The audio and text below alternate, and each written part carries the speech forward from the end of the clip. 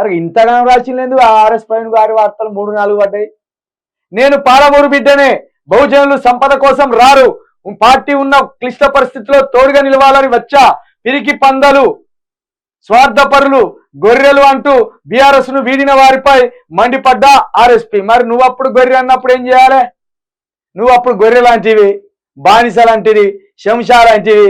ఈ శంషా పోయి ఆ శంషా ఇంకా అనేక మంది శంషాలను అక్కడ చేర్చింది. పాలమూరు బిడ్డవైతే బహుజనులు సంపద కోసం రారు, క్లిష్ట పరిస్థితుల్లో తోడుగా నిలవాలని వచ్చా. మరి నాయకుడే లేని ఈ అమాయక జనానికి, ఈ అనగారిన జనానికి నాయకుడు ఎవరు కావాలి?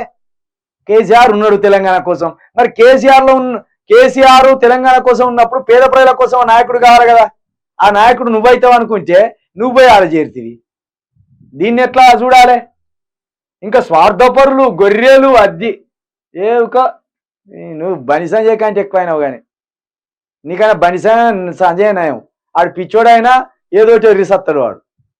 నీకు ఇంత తెలివి ఉంది ఆగమైపోతుంది, ఇంత తెలివి ఉంది ఆగమైపోతుంది మాయలమే.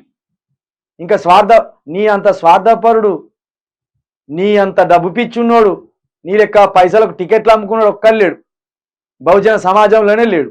నువ్వు మాట్లాడక చేయాలి. నువ్వు పాలమూరు బిడ్డవైనా, రంగారెడ్డి బిడ్డవైనా, వరంగల్ బిడ్డవైనా వచ్చేది లేదు. కానీ మాట్లాడక జరిగినటువంటి నువ్వు ఇట్లా మాట్లాడితే సిగ్గు అనిపిస్తాను.